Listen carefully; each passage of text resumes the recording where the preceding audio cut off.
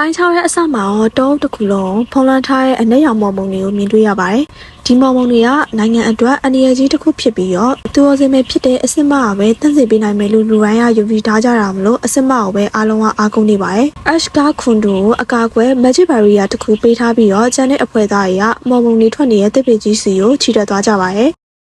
အဲ့ဒီတပင်ကြီးကမော်မုံတွေအားလုံးရဲ့အရင်အမြင့်ဖြစ်နေပါတယ်။အစမကအသက်ရှင်ခြင်းမော်ပညာကိုအသုံးပြုပြီးတော့တပင်ကြီးကိုတန့်စင်ဖို့ကြိုးစားပါတယ်။အစာပိုင်းမှာအရာအလုံးအစင်ပလို့ထင်ရပေမဲ့မော်မုံပမာဏကထင်ထားတာပုံများနေတဲ့အတွက်သူမရဲ့စွမ်းအားကိုအကောင်အသုံးပြုရင်နောက်ဆုံးမှာအာရုံခုန်ခဲ့ပြီးသူတော်စင်မလဲကျသွားပါတယ်။လဲကျသွားတဲ့နောက်မှာအားလုံးကစိုးရိမ်သွားကြပြီးတော့သုံးသက်ကြီးရဲ့အခါမှာအစမဟာမော်မုံရဲ့30%လောက်ပဲတန့်စင်နိုင်ခဲ့ပြီးကျန်တာတွေကိုရှင်းလင်းဖို့နောက်ထပ်ခရီးစဉ်များစွာလိုအပ်မေဆိုတာကိုသိလိုက်ရပါတယ်။ဒီအချိန်မှာခွန်တိုကသူစီစဉ်ထားတဲ့အစီအစဉ်တစ်ခုကိုထုတ်ဖော်ပြောသားလိုက်ပါတယ်။သူကအစမတယောက်တည်းဝဲအာကိုနေရဲ့စနစ်ကမတည်ငြိမ်ဘူးဆိုပြီးတော့မြင်ထားတဲ့အတွက်ဒါကြောင့်ညွှန်ကြားရေးမှူးနဲ့ပူးပေါင်းပြီးတော့နောက်ထပ်ထပ်ပေါင်းပလန်တစ်ခုဖြစ်စေထားခဲ့ဖြစ်ကြောင်းပြောပြပါရယ်။ခွန်တိုရဲ့အကြံကတော့မော်မုံထုတ်နေတဲ့တပင်ကြီးကို Magic Barrier ကြီးတစ်ခုနဲ့ပိတ်ဆို့ထားဖို့ဖြစ်ပါတယ်။မော်မုံကိုဓာတ်ရိုက်ဖြစ်စီမဲ့အစားအပြင်ကိုမပြန့်နဲ့နိုင်အောင်ထိန်းချုပ်ထားဖို့ပါ။ဒီအကြံကိုကြားလိုက်ရရဲ့မင်းသားကအရန်ကိုဒေါတာထွက်သွားပါရယ်။ဘာကြောင့်လဲဆိုတော့သူတော်စင်ပဲဖြစ်တဲ့အခန်းကဏ္ဍကိုရှော့ရတယ်လို့ဖြစ်နေတဲ့အတွက်ပါဒါပေမဲ့ခွန်တိုကစိတ်မလုံရှားပါဘူးသူကပြဿနာကိုအလုံသမားတယောက်ရဲ့အမြင်နဲ့ကြည့်ရဲ့အတွက်အရေးကြီးတာပြဿနာဖြေရှင်းနိုင်ဖို့ပဲဖြစ်ပြီးတော့ဘဒုကုံတိတ်ခါအောင်မထိခိုက်စေဖို့မဟုတ်ဘူးလို့ယုံကြည်ထားတဲ့အတွက်နောက်ဆုံးမှာသူ့ရဲ့အစီအစဉ်ကိုစမ်းသပ်ခွင့်ရရှိထားပါတယ် H2 တိုက်ခိုက်ရေးအဖွဲ့နဲ့မော်ဌာနတို့ပူးပေါင်းပြီးတော့တစ်ပင်ကြီးရဲ့ပတ်လည်မှာစတီမာရဲ့ဘာရီယာကြီးတစ်ခုကိုဖန်တီးလိုက်ကြပါတယ်စမ်းသပ်မှုအောင်မြင်သွားတဲ့အခါမှာအားလုံးအံ့ဩသွားကြပါတယ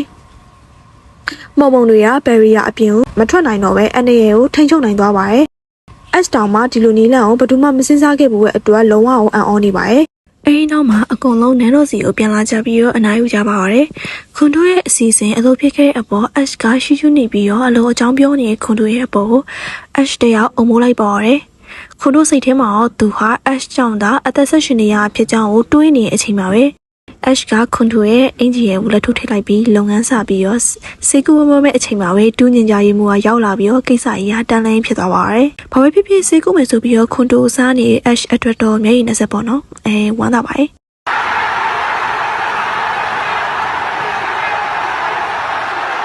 အိမ်နောက်ဒူးညင်ရေးမှုကလည်းမျက်နှာပြောင်နဲ့ဒီကနေလုံနေရထိုင်ကြည့်လို့ရမလားဆိုပြီးတော့မေးလိုက်ပါတယ်။ခွန်တိုကအမြန်ပဲရှက်ရှက်နဲ့သုံးယောက်ကိုအိတ်ခမ်းရှည်ကိုတွန်းပို့လိုက်ပါရတယ်။အဲဒီရဲ့နောက်နေ့မှာခွန်တိုနန်းတော်ကဆင့်ခေါ်ခရရဲ့အတွက်နန်းတော်စီကိုသွားပါတယ်။ခွန်တိုအစီအစဉ်ဆွဲခဲ့တဲ့အောင်မြင်မှုကြောင့်ခွန်တိုကနိုင်ငံတော်အစည်းအဝေးမှာသူ့ရဲ့အမြင်ကိုတရားဝင်တင်ပြဖို့အခွင့်အရေးရရှိသွားပါတယ်။တော်ဝင်ခမ်းမရဲ့မှာဘရင်မင်းသားအမတ်တွေနဲ့အထက်တန်းလာရေးရှိမှာခွန်တိုကသူ့ရဲ့စီမံကိန်းကိုရှင်းပြပါတယ်။အဲဒီနောက်သူကသူတော်စင်မေတယောက်ကိုခေါ်ယူဖို့ထောက်ပံ့ဖို့နဲ့တသက်လုံးဆောက်ရှောက်ဖို့ကုန်ကြစရိတ်တွေကိုတွက်ချက်ပြပါတယ်။ပြီးတော့သူ့ရဲ့ခုနက Magic Barrier အဲ့ဒီထက်ပိုပြီးတော့အများကြီးတက်တာကြအောင်တက်တည်ပြပါရယ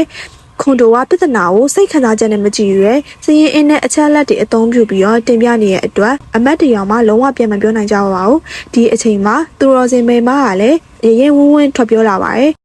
သူကသူတို့စင်မဲ့အဖြစ်နေချင်တာမဟုတ်ဘူးနောက်ပြီးသူကအိမ်ပြန်ချင်တယ်မိသားစုစီပြန်ချင်တယ်ဆိုပြီးတော့ကိုပိုင်ဘဝကိုပြန်ရချင်တယ်ဆိုပြီးတော့ဝမ်းနေစွာဖွင့်ဟလာပါတယ်ဒီစကားကိုကြားလိုက်ရတဲ့အခါမှာခမကြီးတစ်ခုလုံးကတိတ်ဆိတ်သွားခဲ့ပါတယ်အခုမှလူတိုင်းကသူတို့စင်မဲ့ဆိုတဲ့ဂုဏ်ပုဒ်တစ်ခုအဖြစ်မဟုတ်ပဲလူသားတစ်ယောက်ရဲ့ခံစားချက်အဖြစ်ကိုနားလည်လာကြရင်ဖြစ်ပါတယ်ခွန်တိုကဒီနေရာမှာနောက်တစ်ခုကိုဖွင့်ဟလိုက်ပါတယ်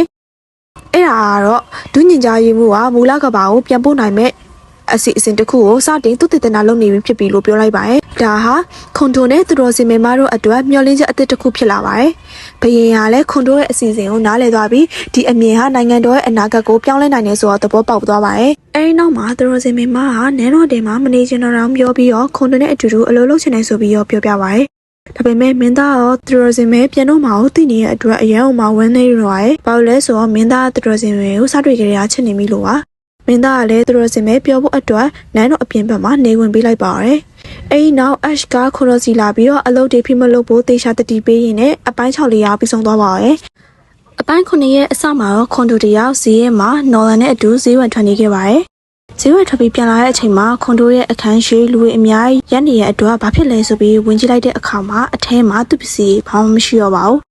အဲ့ဒီအချိန်ဘီနာကနေAshရောက်လာပြီးသူအိမ်အသက်ဝတ်ထားလို့သူနဲ့တူတူပြောင်းနေရမယ်ဆိုပြီးတော့ပြောလိုက်ပါတယ်။ဘာလို့လဲဆိုတော့သူ သူသားခွန်တို့ဂယုဆိုင်ပေးနိုင်တဲ့သူမလို့ပဲဆိုပြီးတော့ပြောပြီးတော့နှစ်ယောက်သားအိမ်ပြောင်းလာခဲ့ပါတယ်။အင်ကြီးရဲ့ရောက်တော့အိမ်ဖော်ရီက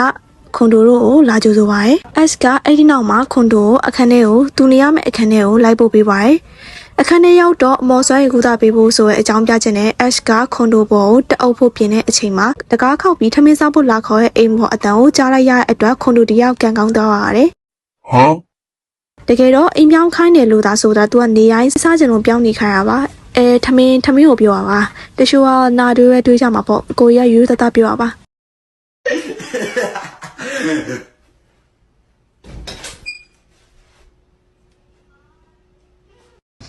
ကဲဆက်ပြပါမယ်အဲ့ဒီနောက်ခုတို့တယောက်အလုံးလုံးနေရင်သူမကြခင်အိမ်ပြန်ရအောင်မအောင်တွေးနေပါရတယ်အဲ့ဒီအချိန်သူဘလို့ S ကိုနှုတ်ဆက်ရမလဲဘလို့ထားခဲ့ရမလဲဆိုပြီးတော့တွေးနေရင်ဝမ်းနေပါရတယ်ဒါပေမဲ့သူကိုဝိုင်း S ကိုစိတ်ဝင်စားနေရဲဆိုတော့သူကိုဝိုင်းမသိသေးပါဘူးအဲ့ဒီအချိန်မှာပဲဝင်ကြီးချုပ်ကခေါ်တဲ့အတွက်အဲ့ဒီကိုလိုက်သွားရပါရတယ်အဲ့ဒီနောက်မှာ S တယောက်အရေးကြီးတော့ဖြာနဲ့ဝင်ကြီးချုပ်ရုံးစီကိုလာပြီးဘာလို့ခွန်တိုကိုဖះเจ้าမှာအလုပ်လုပ်ဖို့တာဝန်ပေးရလဲပြင်မဲ့နေလိမ့်မယ်ဆိုပြီးတော့ဒေါ်ပါပါရဲ့အဲ့ဒီအချိန်မှာပဲခွန်တိုကသူကိုယ်တိုင်လောက်တာပါဆိုပြီးတော့ပြောပြီးတော့ဝင်ကြီးချုပ်ကလည်းတလားလောက်ပဲစစ်ဆေးခိုင်းမှာဖြစ်ကြောင်းရဲ့ခွန်တိုနဲ့ S ကအတူတူနေရအောင်သူများသိရင်အဲ့ဒီကိစ္စကြောင့်ခွန်တိုကိုအလုပ်မပေးရလားဆိုပြီးမလို့လားအဲ့တဲ့ပြဿနာကြီးဖြစ်လာမှာဖြစ်လို့ဒီလိုစစ်ဆေးရကြောင်းလဲဝင်ကြီးချုပ်ကတည်တည်ရှာရှာချင်းပြပါရဲ့အဲ့ရညမှာတော့ခွန်တိုကိုဘာလို့ဒီလိုလုပ်ရလဲဆိုအောင်မေးပြီးတော့စိတ်ဆိုးနေရင်ခေါင်းပြအောင်မတုတ်ထားတဲ့ခွန်တိုကိုစိတ်ဆိုးနေရင်တန်းလန်းကနေစိတ်ပူကခေါင်းရှောက်အောင်တုတ်ပေးနေတည့်ရဲ့အတိုင်းယောဂကိုကူကြပါရဲ့ဟဲငါလည်းသူတို့ကိုကြည့်ပြောမောနေ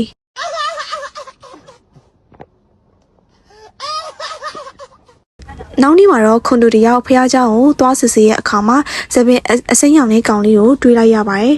ဖះเจ้าမှာရှိတဲ့ကလေးကသူ့ကိုကြိုးဆိုတဲ့ပုံမပေါ်ပါဘူးလေခွန်တိုတယောက်တကြီးထားမိပါရဲ့အဲ့ဒီနောက်ခွန်တိုစစ်ဆေးချင်ရစစ်ဆေးဆိုပြီးတော့ထားကေကသူ့ကအပြင်ထွက်သွားပါရဲ့ခွန်တိုလည်းဖះเจ้าနဲ့ရှောက်ကြည့်နေ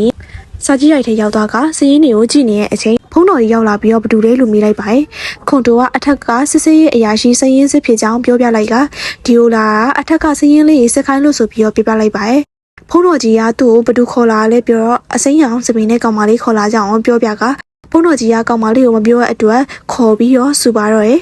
အဲ့ဒီနောက်မှာခွန်တိုတယောက်အိမ်ကိုပြန်သွားပါရဲ့အိမ်ရောက်တဲ့အချိန်မှာ S ကအဝင်ပေါက်ဝမှာစောင့်နေအောင်တွေးလိုက်ရပါရဲ့ S ကနေကောင်းလားပိုက်စားလားရေချိုးမလားဘာလို့ချင်လဲလို့သူ့လူကြီးကိုတရက်ဆက်မီးနေပါရဲ့အဲ့ဒီနောက်ညောင်သားရေအတူတူချိုးရင်းဇလန်းလေးရောက်ပြီးသွားပါရဲ့ရေချိုးရင်းဘာလုပ်ကြရဲဆိုတော့ကိုကသူရှာကြည့်လိုက်ကြပါဦးဟဲအပိုင်းခွန်လေးရောက်ဒီမှာပြီးတော့ဒီဗီဒီယိုလေးကိုစိတ်ဝင်စားရဆိုရင် channel လေးကို like and subscribe လုပ်ပေးခဲ့ပါဦးနော်နောက်ထပ်ဗီဒီယိုတွေမှာပြန်တွေ့ပါမယ် see you